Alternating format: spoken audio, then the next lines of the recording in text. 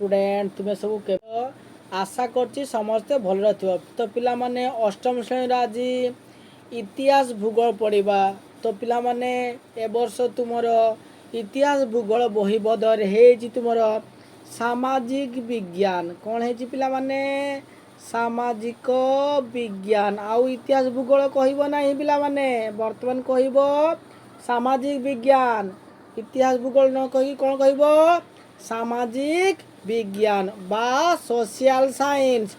तो आज से अष्टम श्रेणी प्रथम विषय प्रश्न उत्तर आलोचना करी कारण यही बही रे पाठ ठारू साठ बहुत देती तुम बही रे प्रश्न उत्तर खोज जीवन सारा खोजुव गोटे भी प्रश्न उत्तर कर। तो प्रश्न उत्तर करुच्ची देख कौन करवा प्राकृतिक संबल और तार व्यवहार कौन करवा प्राकृतिक संबल व्यवहार प्रकृति सहित समन्वय को रक्षा करी किपर सृष्टि होती तार आज प्रश्न उत्तर गुड़िक मु आलोचना करुच्ची। देख देख प्रथम प्रश्न भारत गोवा स्थित दूध सागर कि सागर दूध सागर जलप्रपात है रेल हेतु। तो प्रथम प्रश्न है प्राकृतिक संबल को आमे किपरि श्रेणीभुक्त करवा।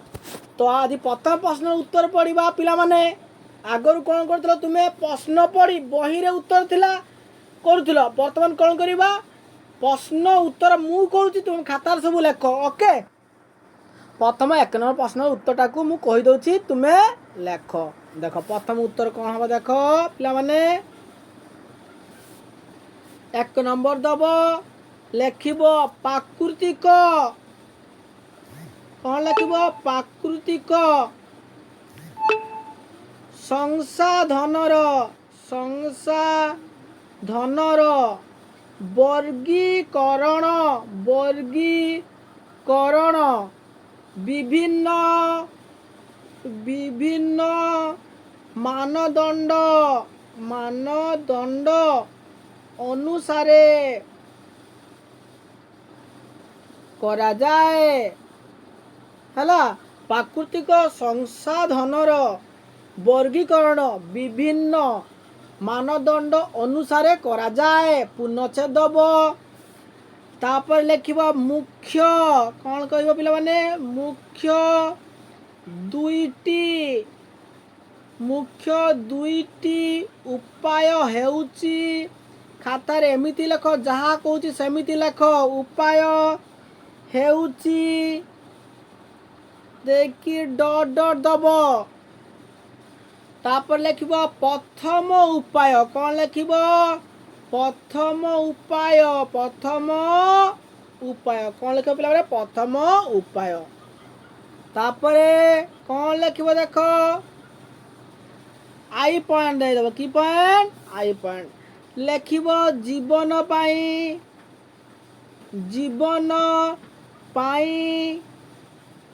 जीवन पाई आवश्यक संसाधन गार दब लिखिब वायु कमा जल एवं मूर्तिका ओके। तापर 2i पॉइंट देख लिखिब सामग्री पाई संसाधन कौन लिखिब सामग्री पाई संसाधन गार दब लिखिब लकड़ी कौन लिखिब लकड़ी कमा दब पत्थर धातु आदि जहा भौतिक वस्तु तैयारी हुए दुईटा पॉइंट सहिला। 3 नंबर पॉइंट को जीवा 3 नंबर पॉइंट कौन लिख पिला मन देख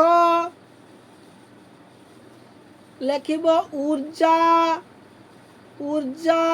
पाई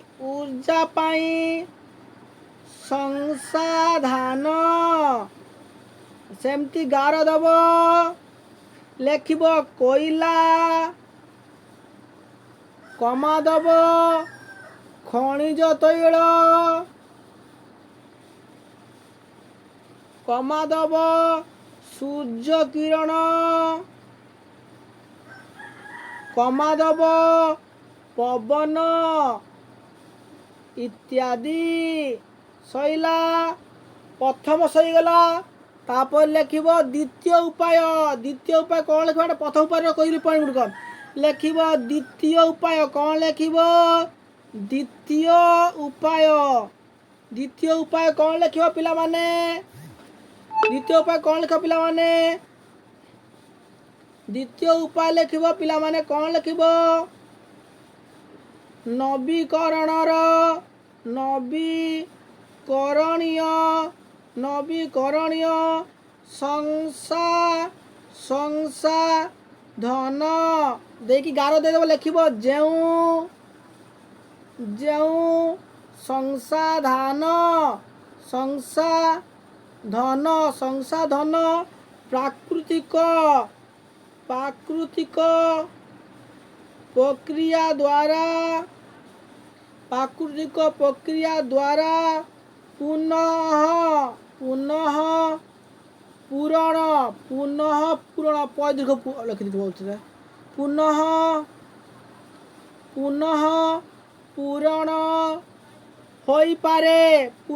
ପୂରଣ ହୋଇପାରେ। ଉଦାହରଣ ଦେବ ସୂର୍ଯ୍ୟ କିରଣ, ପବନ ଆଉ ଜଳ। ନବୀକରଣ ସଂସାଧନ। ତାପରେ କ'ଣ ଲେଖିବ ପିଲାମାନେ?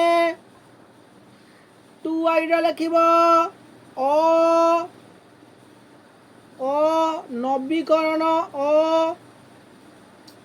ନବୀକରଣୀୟ ସଂସାଧନ।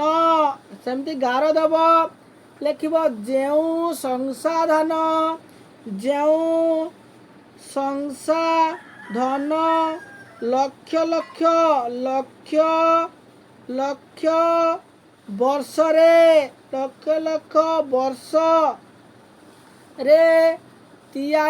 ଲକ୍ଷ ବର୍ଷରେ ତିଆରି ହୋଇଥାଏ ଏବଂ ବ୍ୟବହାରର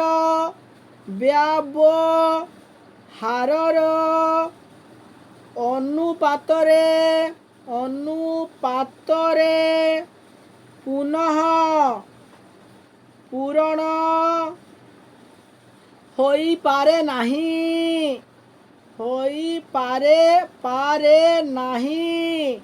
ହେଲା, କ'ଣ ଲେଖିବ ପିଲାମାନେ? ହୋଇପାରେ ନାହିଁ। ଉଦାହରଣ ଲେଖିବ। ବ୍ୟାକେଟ୍ ଦେଖି ଲେଖିବ। ଉଦାହରଣ କ'ଣ ଲେଖିବ? କୋଇଲା, କମା ଦବ ଖଣିଜ ତୈଳ, ତାପରେ ଲେଖିବ ଧାତୁ। 1 ନମ୍ବର ଉତ୍ତର ତୁମର କମ୍ପ୍ଲିଟ୍ ହେଇଗଲା। ବୁଝିପାରିଲ ପିଲାମାନେ? 1 ନମ୍ବର ସଇଲା। ତାପରେ ପ୍ରଶ୍ନ କ'ଣ ଦେଇଛି? 2 ନମ୍ବର ପ୍ରଶ୍ନ କ'ଣ ଦେଇଛି? ପ୍ରାକୃତିକ ସମ୍ବଳର ବଣ୍ଟନ ଜୀବନର ବିଭିନ୍ନ ଦିଗ କି ସମ୍ପର୍କ ରହିଛି? ଏହାର ଉତ୍ତର ପିଲାମାନେ ଖାତାରେ ଲେଖ। କହୁଛି କେମିତି ଲେଖିବ ଦେଖ। ଲେଖିବ 2 ନମ୍ବରଟା ଲେଖିବ ଜୀବନର ବିଭିନ୍ନ ପଦକ୍ଷେପ। ଲେଖିବ ବିଭିନ୍ନ ପକ୍ଷ। ବ୍ୟାକେଟ୍ ଦେଖି ଲେଖିବ ଯେପରି ଖାଦ୍ୟ, ବାସସ୍ଥାନ, ଊର୍ଜା, ବ୍ୟବସାୟ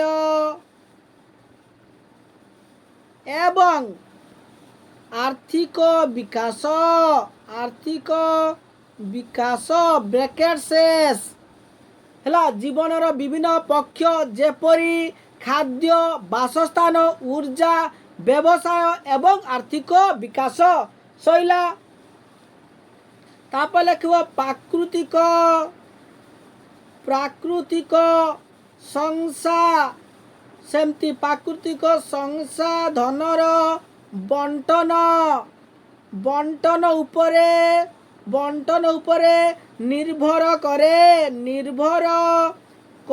ପୁନଛେଦ ତାପରେ ଲେଖିବ ଗୋଟେ ପଏଣ୍ଟ ଦେଖ କେମିତି ଲେଖିବ ଦେଖ ପ୍ରଥମେ ଲେଖିବ ଆଇ ପଏଣ୍ଟ ପିଲାମାନେ ସବୁ ମନେ ଥିବ ବଡ଼ କ୍ଲାସରେ ଉଠୁଛ ମାନେ ତୁମେ ମାନେ ସବୁବେଳେ ପଏଣ୍ଟ ଦେଖି ଲେଖିବ ଇତିହାସ ହଉ ଭୂଗୋଳ ହଉ ପଏଣ୍ଟ ଦେଖି ଲେଖିଲେ ତୁମେ ମାର୍କ ବେଶୀ ପାଇବ ଓକେ ପ୍ରଥମେ ଲେଖିବ କ'ଣ ପଏଣ୍ଟ ଲେଖିବ ଆଇ ପଏଣ୍ଟ ଲେଖିବ ଯାହା କହୁଛି ସେମିତି ଖାତାରେ ଲେଖ ପ୍ରାକୃତିକ ସଂସାଧନର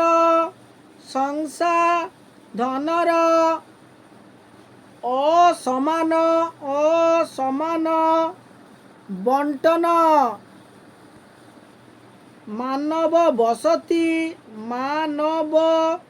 ବସତି କମା ଦେଇଦେବ ବ୍ୟବସାୟ ପ୍ରତିରୂପ କମା ଦେବ ଅନ୍ତରାଷ୍ଟ୍ରୀୟ ସମ୍ପର୍କ ଏବଂ ଏପରିକି ଯୁଦ୍ଧକୁ ମଧ୍ୟ ଆକାର ଦେଇଥାଏ ପ୍ରଥମ ପଏଣ୍ଟ ସଇଲା ପିଲାମାନେ ଦ୍ୱିତୀୟ ପଏଣ୍ଟ ଲେଖିବା ଦ୍ୱିତୀୟ ପଏଣ୍ଟ କ'ଣ ଲେଖିବ ଯେଉଁ ଅଞ୍ଚଳରେ ସଂସାଧନ ବ୍ରାକେଟ ଦେଇକି ଲେଖିବ କ'ଣ ଲେଖିବ ଜଳ ଖଣିଜ ବନ୍ଧ ନିଶେଷ ଲେଖିବ ପ୍ରଚୁର ଥାଏ ସେଠାରେ ଆର୍ଥିକ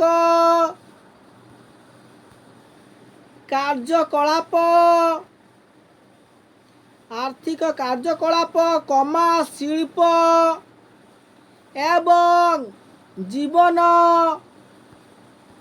ମାନର ଉନ୍ନତ ହୁଏ ଦୁଇଟା ପଏଣ୍ଟ ଗଲା ପିଲାମାନେ ଏଗୁଡ଼ା ଲଙ୍ଗ କ୍ୱେଶ୍ଚେନ୍ ମୁଖସ୍ଥରେ ପରୀକ୍ଷାରେ ପଡ଼ିବ 3i ପଏଣ୍ଟ ଲେଖିବ ସଂସାଧନର ନିକଟତା ସ୍ଥାନୀୟ ଲୋକଙ୍କୁ ଆର୍ଥିକ ସୁବିଧା ଦେଇଥାଏ କିନ୍ତୁ ଅନ୍ୟ ଅଞ୍ଚଳର ଲୋକଙ୍କୁ ମୂଲ୍ୟ ଦେଇ କିଣିବାକୁ ପଡ଼େ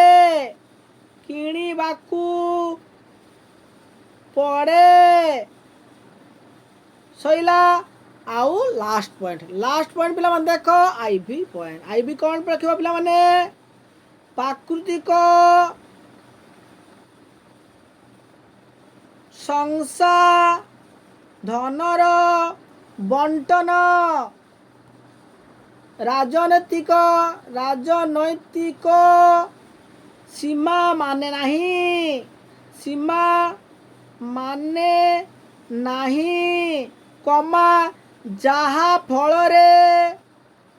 ଯାହା ଫଳରେ ରାଜ୍ୟ ଓ ଦେଶ ମଧ୍ୟରେ ସମ୍ପର୍କ ଏବଂ ସଂଘର୍ଷ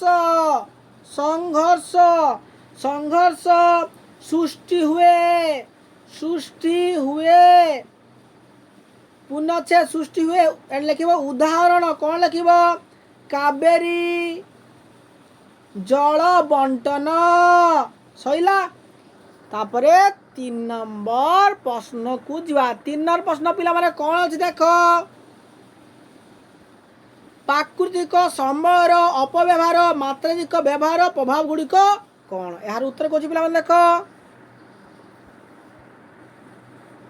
यार आंसर गुड़िक लेख कौच देख पिलाने यार आंसर गुड़िक देख है 3 नंबर उत्तर कहूँ लेख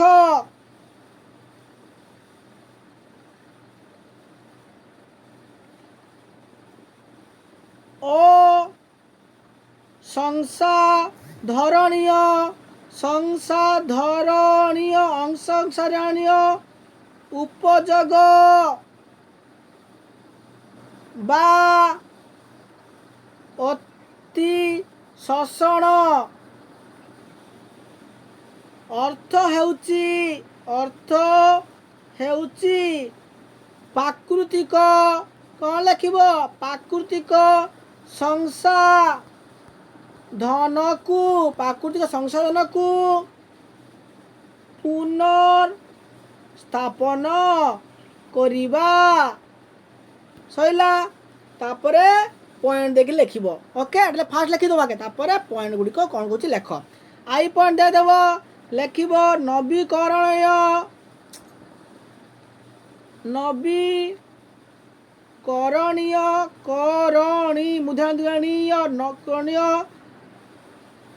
संसाधन लिखिब वन ब्रैकेट देखले वन भूजल ब्रैकेट शेष लिखिब धीरे धीरे क्षय हो जाए एवं पुनः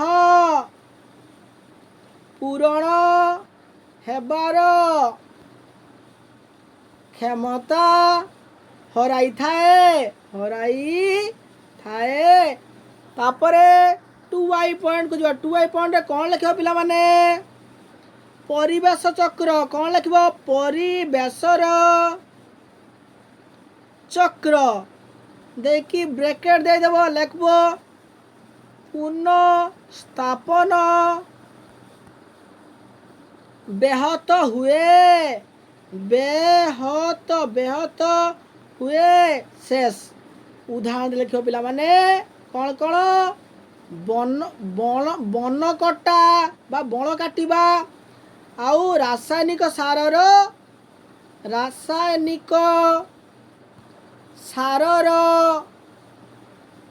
अनुचित व्यवहार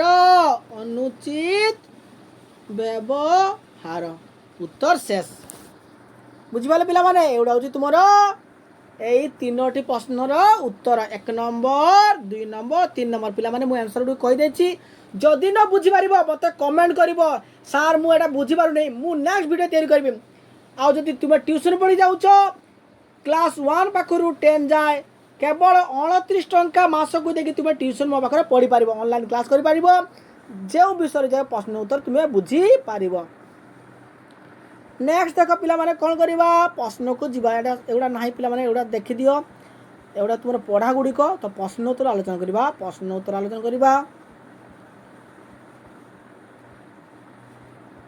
टिके पिला माने एटा तुम प्रश्न पत्र आसीगला प्रश्न और अभ्यास कार्य कौन आसीगला पिला माने प्रश्न और अभ्यास कार्य सेठी सरला 3टा प्रश्न एडी आसला पुणी प्रश्न अभ्यास लेखा अच्छी आमे आज जहाँ को नवीकरण योग्य समय बोली भावुचे ताहा आसंता काली को किपर नवीकरण अयोग्य हे जीवो एई घर रखिया पाए केउ को पदक्षेप नहीं पारिबो तो मु तार कहूची आंसर को पिला माने लेखिनियो ओके तो 1 नंबर प्रश्न रो उत्तर लेखिबो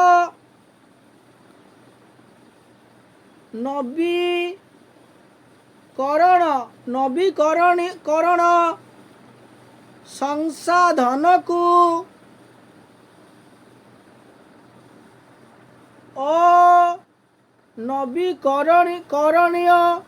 अनवीकरणीय करिबार मुख्य कारण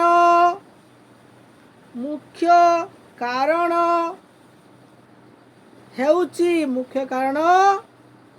कौन लिखिब अत्यधिक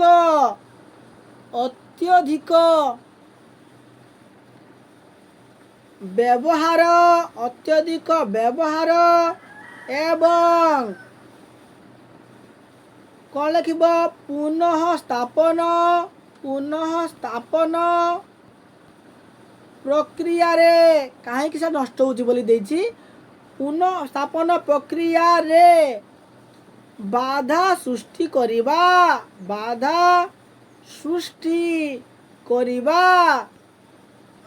बर्तमान कौन करवा क्यों के देख बाधा जाइतला प्रश्न देख तो अजगण को कही जे आमे किपर नवीकरण जग को भावुचे आजिका नवीकरण कहूँ यह घटक केउ के पदक्षेप ना अजोग हो कहली तो केमिति अजोग हो मुझे कहूँ देख देख सेटा जो कहली अजोग किपर हम तो किपर लिख पिला माने लिखब अजोग किपर हम आई पॉइंट देख लिखब वन को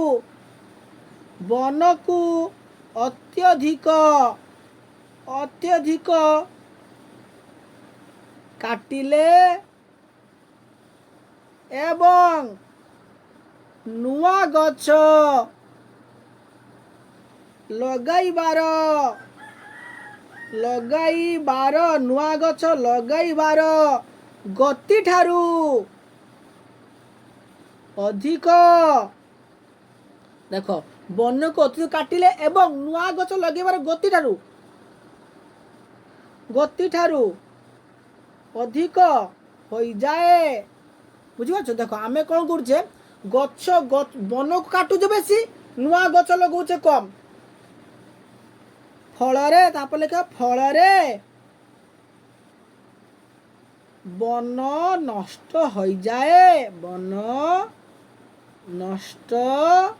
हो जाए सैला आई पॉइंट तापर 2i पॉइंट लिखा 2i पॉइंट कौन लिखा भू जलर अत्यधिक उत्तोलन द्वितीयत अलन उत्तोलन करिले पुनः भरण दर ठारू अधिक एटा हला तार पिला माने एटा जे लिखली मु एटा हला तार अजोग किपर हे जिवो एडी नु जे एतिकी जा अजोग काहे की हे जिवो तो तापरे प्रश्न गुटे प्रश्न उत्तर मु कहली तापर एही घटना को रोकिबा पाई केउ पदक्षेप निया जिवो तार पदक्षेप पुणी लिखा पड़ो तार पदक्षेप गुड़ लेख पिला माने कहूँ लिखब या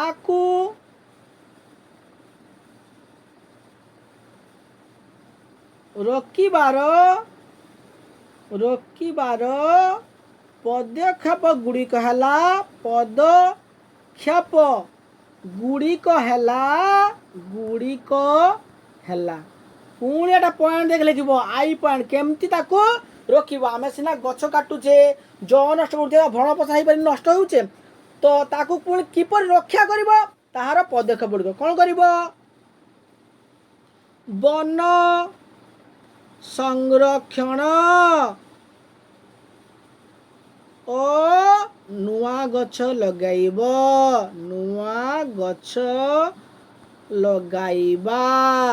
पुनचे 2i लिखिब भूजल संरक्षण पाई जल संचय आउ कि जल संचय एवं जलर पुनः व्यवहार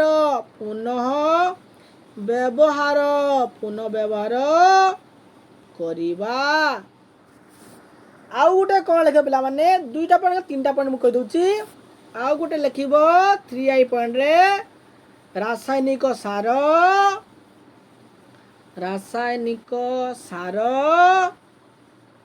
ओ कीटनाशक औषध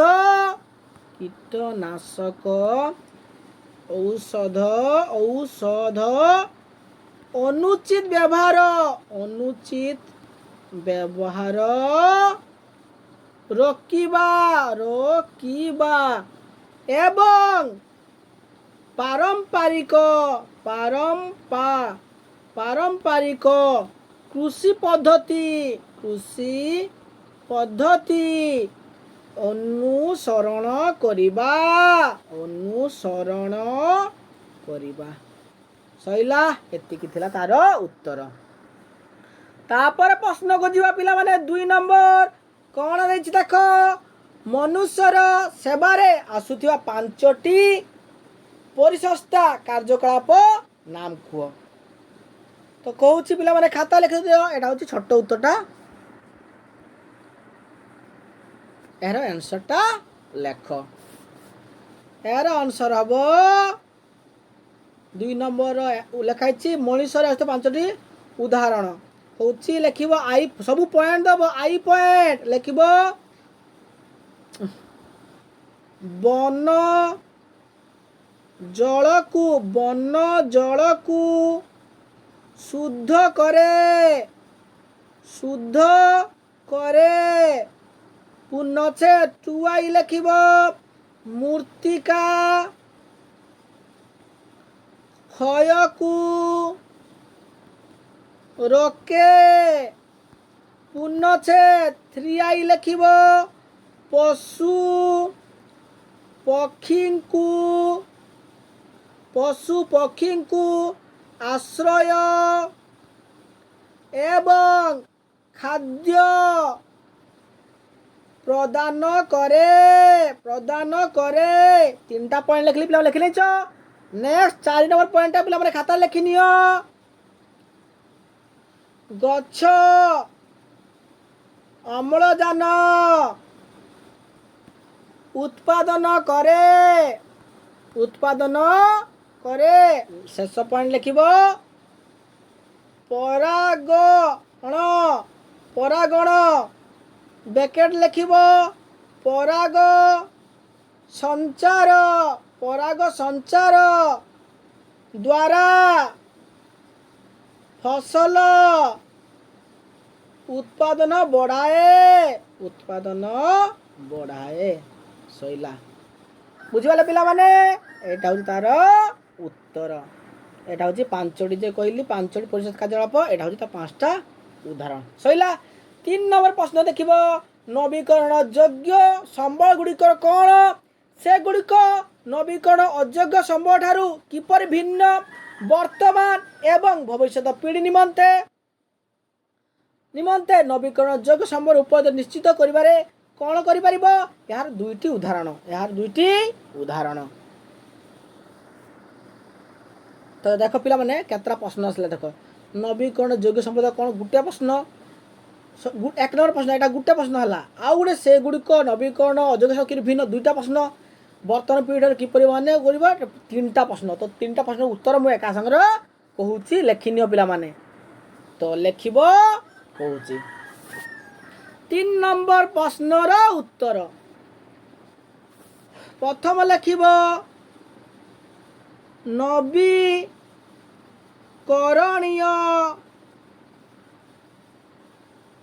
ସଂସାଧନ, ଗାର ଦେବ, ଲେଖିବ ଯେଉଁ ସଂସାଧନ ପ୍ରାକୃତିକ ପ୍ରକ୍ରିୟା ଦ୍ୱାରା ପୁନଃ, କାହିଁକି 3ଟା ପ୍ରଶ୍ନ ହେଇଛି ପିଲାମାନେ। ତ ପ୍ରଶ୍ନ ଗୁଡ଼ିକ ଉତ୍ତର କହୁଛି, ଖାତାରେ ଲେଖିନିଅ ପିଲାମାନେ। ତାହେଲେ କ'ଣ କହିଲି? ଯେଉଁ ସଂସାଧନ ପ୍ରାକୃତିକ ପ୍ରକ୍ରିୟା ଦ୍ୱାରା ପୁନଃ ପୂରଣ ହୋଇପାରେ ଏବଂ ସମୟ ସହିତ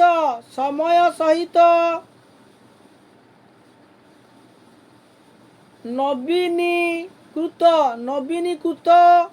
ହୋଇପାରେ। ଉଦାହରଣ ଲେଖିବ ପିଲାମାନେ, ହର୍ଷର ଉଦାହରଣ ଲେଖିବ କ'ଣ କ'ଣ? ସୂର୍ଯ୍ୟ ସୂର୍ଯ୍ୟ ଊର୍ଜା କମା ଦେବ ପବନ ଊର୍ଜା ଆଉ ନଦୀ ଜଳ ଆଉ ବନ। ଏତିକି ହେଲା ନବୀକରଣ ଯାହା କହିଲି ତାର ହେଉଛି ଉଦାହରଣ। ତାପରେ ହେଇଛି ପ୍ରଶ୍ନ କ'ଣ ଦେଇଥିଲା? ଅବନୀକରଣ କ'ଣ? ଅନବୀକରଣୀୟ ସଂସାଧନ ତାର କ'ଣ ଲେଖିବ ପିଲାମାନେ? ଲେଖିବ ଯେଉଁ ସଂସାଧନ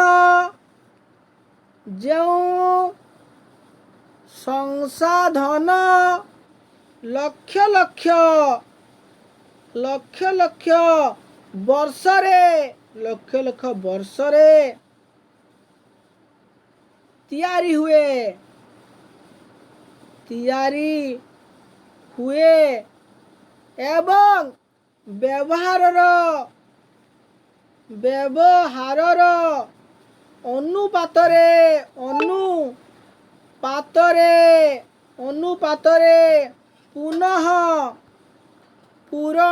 ପୁନଃ ପୂରଣ ହୋଇପାରେ ନାହିଁ।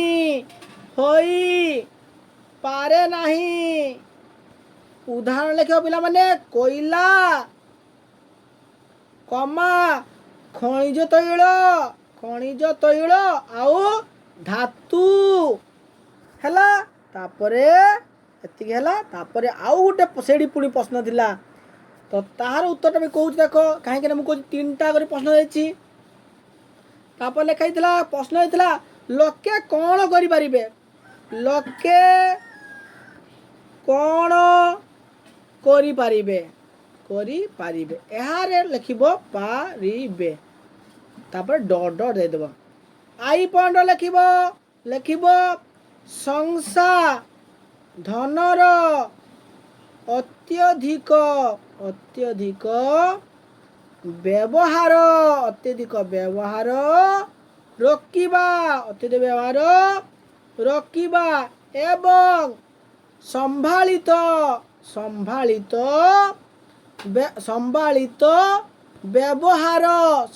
ବ୍ୟବହାର କରିବା। ଗୋଟେ ପଏଣ୍ଟ ହେଲା। ଆଉ ଗୋଟେ ପଏଣ୍ଟ କ'ଣ ଲେଖିବ ପିଲାମାନେ? ବନ ସଂରକ୍ଷଣ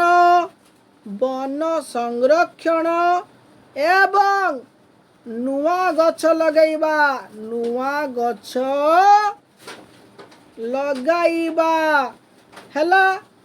ତାପରେ ଦେଇଥିଲା ପିଲାମାନେ ଦେଖ, ଏତିକି ଯେ ଉତ୍ତର କହିଲେ ନା। ତାପରେ ଦେଖ ଏତିକି ହେଲା ଲୋକମାନେ କ'ଣ କରିବା ଯେ ଏତିକି ଥିଲା।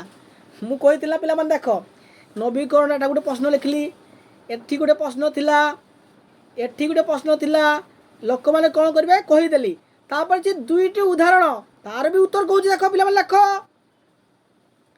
ତାର ଲେଖିବ ଉଦାହରଣ, ଲେଖିବ 2ଟି ଉଦାହରଣ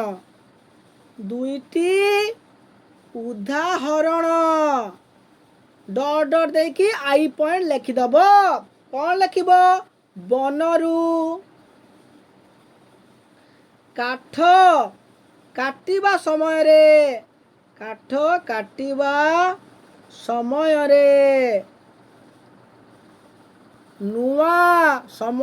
ନୂଆ ଗଛ ଲଗାଇବା, ଯାହା ଦ୍ୱାରା ବନ ନଷ୍ଟ ହେବ ନାହିଁ।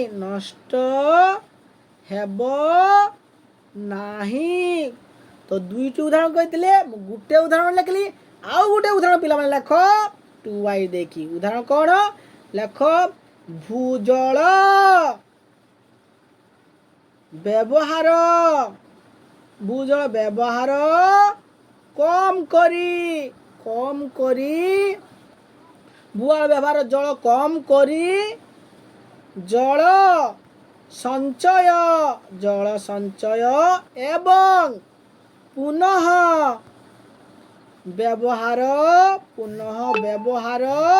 ବ୍ୟବହାର କରିବା।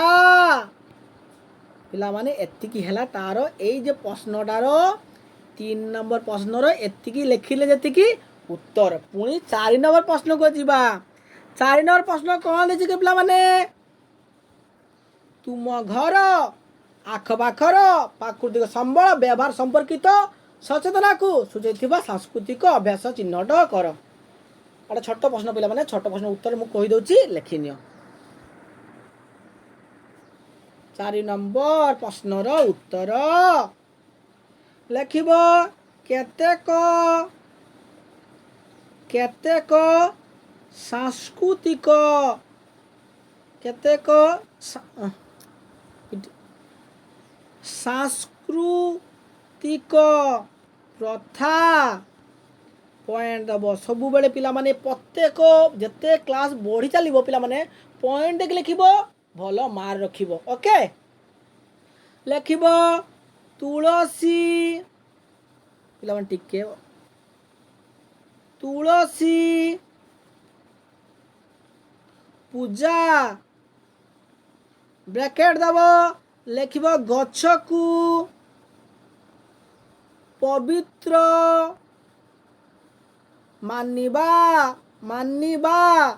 एवं संरक्षण करिबा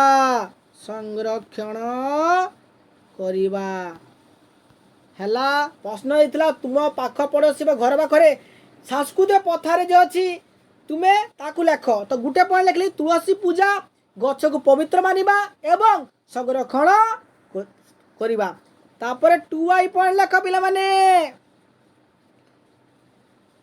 पवित्र उपवन एवं वन्य जीवन को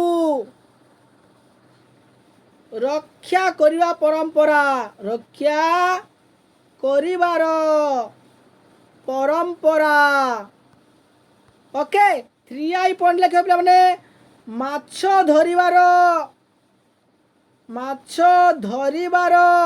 नियंत्रण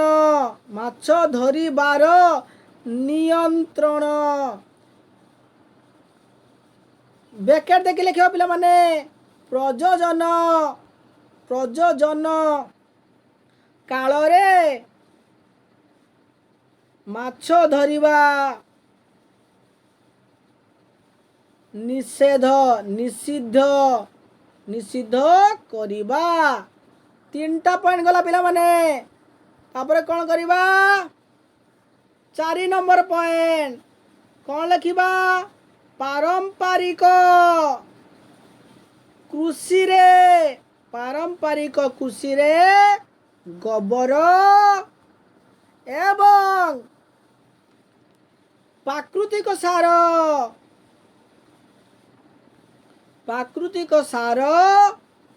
व्यवहार करिबा भी पॉइंट की देछि पिला माने लिखिबा सूर्यंकु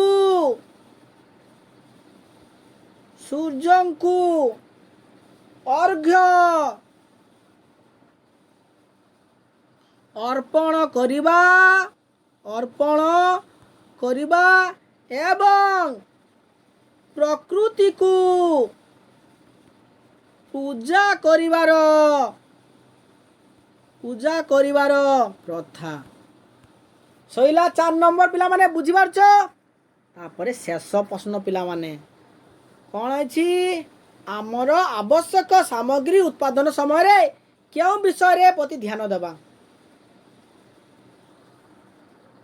तो लिखि दोछि पिला माने शेष प्रश्न सैला एटा शेष प्रश्न मु करिछि 5 नंबर लिखिबो पॉइंट क्यों कर ध्यान देबा लिखिबो प्राकृतिक संसाधनर संभालित एवं न्यूनतम व्यवहार पूर्णच्छेद 2i पॉइंट लिखिबो पिला माने कौन लिखिबो अपचय कम करिबा ଏବଂ ପୁନଃ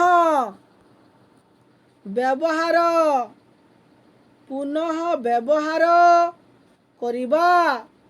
ତ ପିଲାମାନେ ଦୁଇଟି ପଏଣ୍ଟ ଲେଖିଲି, ଖାତା ଲେଖିଲେ ନା ପିଲାମାନେ।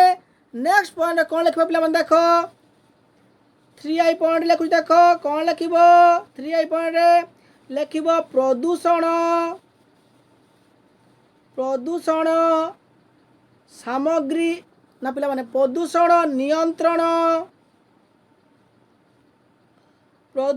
ନିୟନ୍ତ୍ରଣ ଏବଂ ପରିବେଶ ସୁରକ୍ଷା।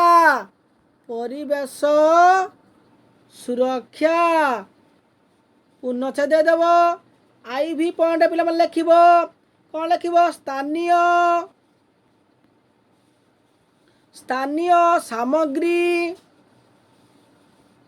ସ୍ଥାନୀୟ ସାମଗ୍ରୀ ଏବଂ ପାରମ୍ପରିକ ପଦ୍ଧତି ବ୍ୟବହାର କରି ଟିକେ ପିଲାମାନେ ଜାଗା ନାହିଁ, ବ୍ୟବହାର କରି ପରିବେଶ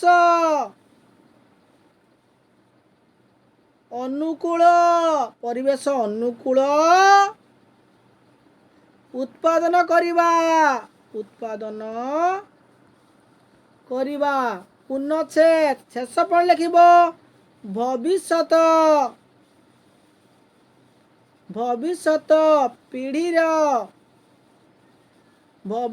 ପିଢ଼ିର ଆବଶ୍ୟକତାକୁ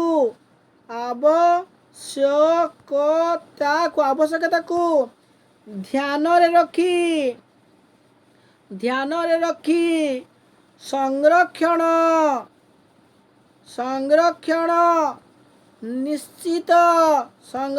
ନିଶ୍ଚିତ କରିବା। ପିଲାମାନେ ଏତିକି ହେଲା ତୁମର ଅଷ୍ଟମ ଶ୍ରେଣୀର ଫାର୍ଷ୍ଟ ଚାପ୍ଟରର ପ୍ରଶ୍ନ ଉତ୍ତର। ପିଲାମାନେ ଭିଡ଼ିଓଟି କେମିତି ଲାଗିଲା ଗୋଟେ କମେଣ୍ଟ କରି ଜଣାଇବ ପିଲାମାନେ। ଆଉ ଦେଖ ମୁଁ ଏତେ କଷ୍ଟରେ ଭିଡ଼ିଓ କରୁଛି, ତୁମେ ଲାଇକ୍ କରୁନ। ପିଲାମାନେ ଲାଇକ୍ କରିବ, ସେୟାର କରିବ, ସବସ୍କ୍ରାଇବ୍ କରିବ। ଆଉ ପିଲାମାନେ ତୁମେ ଯଦି କ୍ଲାସ୍ 1 to 10 ପର୍ଯ୍ୟନ୍ତ ତୁମେ ଯଦି ପାଠ ପଢ଼ି ପାଉଛ, ଜଏନ୍ କର। ସବସ୍କ୍ରାଇବ୍ ପାଖରେ ଜଏନ୍ ଅଛି, ଜଏନ୍ କର। କେବଳ ମାସକୁ 30 ଟଙ୍କା, 29 ଟଙ୍କା ଅଛି। 30 ଟଙ୍କା ଦେଇକି ତୁମେ ଟ୍ୟୁସନ୍ ପଢ଼ିପାରିବ। ଓକେ, ନେକ୍ସଟ ଭିଡ଼ିଓରେ ପୁଣି ଆଣିବି। ଯେଉଁ ବିଷୟ ତୁମ ଦରକାର ମୋତେ କମେଣ୍ଟ କର।